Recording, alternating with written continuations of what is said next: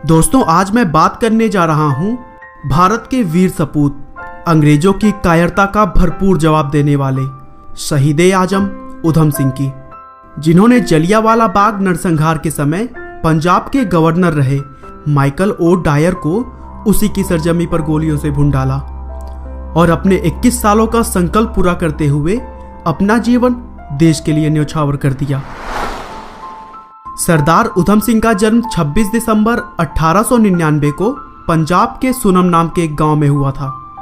पैदा होने के सिर्फ 2 साल बाद 1901 में उनकी मां की मृत्यु हो गई और फिर 8 साल की उम्र में उन्होंने अपने पिता को भी खो दिया, जिसके बाद उन्हें और उनके बड़े भाई मुक्ता सिंह को अमृतसर के एक अनाथालय में डाल दिया गया। दोस्तों, उधम सिंह के बचपन का नाम शेर सिंह था, लेकिन अनाथालय में शिक्षा देकर उन्हें उधम सिंह का नाम दे दिया गया। आगे चलकर हाई स्कूल के एग्जामिनेशन पास करने के बाद 1919 में उन्होंने उस अनाथालय को छोड़ दिया, जिसके बाद 13 अप्रैल 1919 को करीब 20,000 स्थानीय लोगों ने अंग्रेजों के रोटल एक्ट के विरोध में जलियांवाला बाग में एक विशाल सभा का आयोजन किया था और वहीं पर उधम सिंह लोगों को पानी पिलाने के काम में लगे हुए थे। लेकिन तभी उस समय पंजाब के गवर्नर रहे माइकल ओ डायर को जब इस बात का पता चला तो उन्होंने अपने सेना को बिना किसी पूर्व सूचना के शांति से बैठकर कर रहे सभा में अंधाधुंध गोलियां चलाने का आदेश दे दिया, जिसके बाद अंग्रेज सिपाहियों ने लगातार 20 मिनट तक भारतीयों पर गोली चलाई, जिसमें हजारों की संख्या में लोग मारे गए।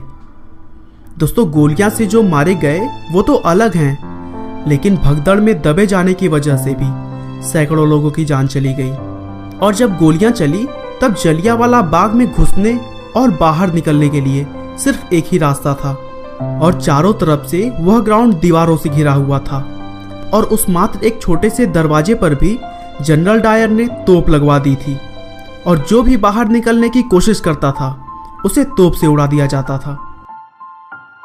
जब लोग ने देखा कि कहीं से भी वे बाहर नहीं निकल सकते हैं तो वहां एक कुआं था और लोग अपनी जान बचाने के लिए उस कुएं में कूद गए, लेकिन कुएं में बचने की बजाय लाशों का ढेर लग गया। सौभाग्य से इस पूरे कांड में उधम सिंह की जान बच गई थी। उस समय वे करीब 20 साल के थे और सिर्फ 20 साल की उम्र में उन्होंने संकल्प लिया कि जिस डायर ने मेरे देश के नागरिकों की बेदर्दी से हत्या की है, इस डायर को मैं जीवित नहीं छोड़ूंगा और यही मेरे जीवन का आखिरी संकल्प है। आगे चलकर अपने संकल्प को पूरा करने के लिए वह 1924 में गदर पार्टी में शामिल हो गए और भगत सिंह के पद चिन्हों पर चलने लगे। आगे चलकर उन्होंने बढ़ई का भी काम किया और कुछ पैसे जुटाए ताकि वो जनरल डायर को मारने के लिए हथियार खरीद सके और फिर उन्होंने अपने मिशन को अंजाम देने के लिए कई देशों की यात्रा भी की, जिसमें उन्हें अवैध हथियार रखने के जुर्म में 5 साल का जेल भी हुआ। लेकिन जेल से छूटने के बाद फिर से वो अपने लक्ष्य की तरफ बढ़ने लगे, जिसके बाद 1934 में वे लंदन गए और वहां 9 एल्डर स्ट्रीट कॉमर्शियल रोड पर रहने लगे, जहां उन्होंने 6 गोलियों वाली एक रिवॉल्वर भी खरीदी।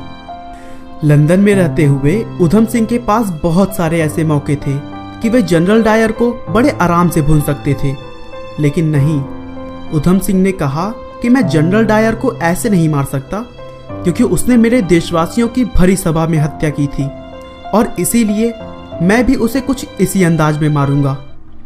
आखिरकार 21 सालों बाद 13 मार्च 1940 को वह मौका आ गया। लंदन के एक शहर में जनरल डायर के सम्मान में एक कार्यक्रम चल रहा था, जहां उधम सिंह एक किताब में अपनी बंदूक छुपाकर वहां पहुंच गए और थोड़ी देर बैठने के बाद बड़े आराम से वे स्टेज की तरफ गए और लगातार 3 गोलियां चलाकर डायर को मार गिराया और मारने के बाद उन्होंने बड़े आराम से खुद को सरेंडर भी कर दिया। दोस्तों, अगर उधम सिंह चाहते तो वहां से वो डायर को मारने के बाद भाग निकल सकते थे, लेकिन उन्होंने ऐसा नहीं किया। जब इस बात को कोर्ट में पूछा गया कि तुम डायर को मारने के बाद भाग सकते थे, फिर भी तुमने ऐसा क्यों नहीं किया, तो उधम सिंह ने जवाब दिया, मेरे फांसी चढ़ने से मेरी तरह ही हजारों उधम सिंह मेरे देश में जन्म लेंगे।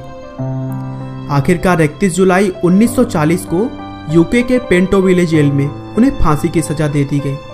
लेकिन दोस्तों, वे हमेशा हमारे दिलों में जिंदा रहेंगे।